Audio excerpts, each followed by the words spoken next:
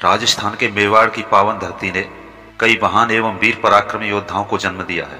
गोरा और बादल उन्हीं वीर योद्धाओं में से हैं। आपको पता है कि गोरा बादल की कथा क्या है?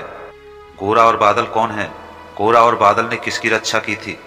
क्या आप जानते हैं कि गोरा बादल किसके सेनापति थे? तो आइए जानते हैं इस वीडियो में। यह इतिहास और राजस्थान की धरती हमेशा उनकी कृतज्ञ रहेगी।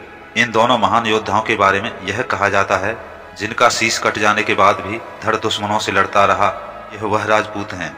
दोनों के साहस, बल एवं पुरुषार्थ से सारे शत्रु डरते थे। गोरा और बादल इतिहास के उन गिने चुने लड़ाकुओं में से थे, जिनके पास बाहुबल के साथ साथ तीव्र बुद्धि भी थी।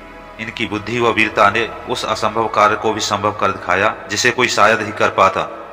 चित्तौड़गढ़ का इतिहास राजपूतानी मिसालों से भरा हुआ है, परंतु वहां के राजा रावल रतन सिंह के सेनापति गोरा और बादल की कहानी कई महायुद्धों पर भारी पड़ने वाली कहानी है। गोरा बादल न तो राजा थे और ना ही कोई सम्राट और ना ही कोई बादशाह, परंतु उनकी वीरता की कहानी अमर हो गई। वे जालौर के चौहान वंश से संबंध रखते थे। चित्तौड़गढ़ की सुरक्षा जिन 7 अवैध दरवाजों पर टी हुई थी, उनमें से 2 गोरा और बादल भी थे। गोरा चित्तौड़गढ़ की सेना के सेनापति थे और बादल उनके भतीजे थे। वह युद्ध की रणनीति बनाने में भी निपुण थे। इतिहास में दोनों चाचा भतीजों को आज भी बड़े गर्व से याद किया जाता है। बादल भी अपने चाचा गोरा की तरह युद्ध कला में माहिर थे। सिर्फ 12 वर्ष की उम्र में उन्होंने अपनी जिंदगी की सबसे बड़ी लड़ाई लड़ी थी। इतनी कम उम्र में उनकी ख्याति दूर दूर तक फैली हुई थी।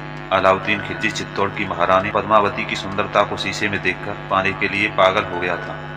उसने रावल रतन सिंह को कैंप में बुलाकर धोखे से बंदी बना लिया था और उसके बाद उसने रानी को संदेश पहुंचाया कि यदि वह उसकी खिदमत में हाजिर नहीं होगी तो राजा का कटा हुआ सिर ही उनके पास पहुंचेगा।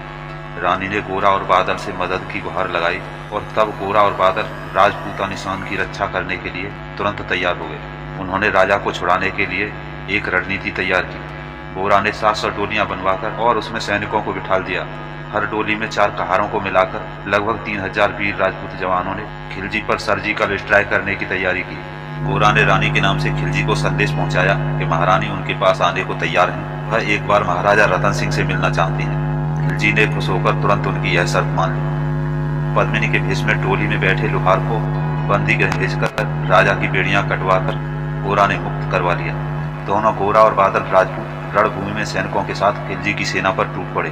दोनों सेनाओं का भीषण मुकाबला हुआ और सैकड़ों की संख्या में आए हुए राजपूत सैनिक और असंख्य मुगल शत्रुओं पर भारी पड़ने लगे।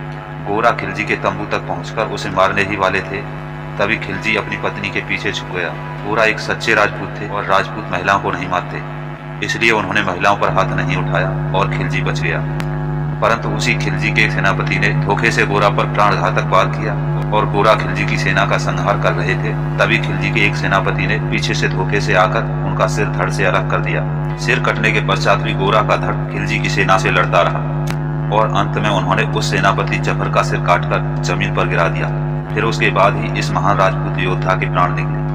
चाचा गोरा के धड़ को लड़ता देख बादल ने और भी पराक्रम के साथ खिलजी की सेना का संहार किया। फिर अंत में राजस्थान के सम्मान की रक्षा करते हुए बादल ने भी अपने प्राण न्यौछावर कर दिए। इस प्रकार गोरा और बादल की यह रणनीति खिलजी पर भारी पड़ी और राजा रतन सिंह सकुशल चित्तौड़ वापस पहुंच सके। इन दोनों चाचा भतीजे की वीरता की कहानी आज भी अमर है और सदियों तक आने वाली पीढ़ियों को गौरवपूर्ण आत्म बलिदान की प्रेरणा देती रहेगी।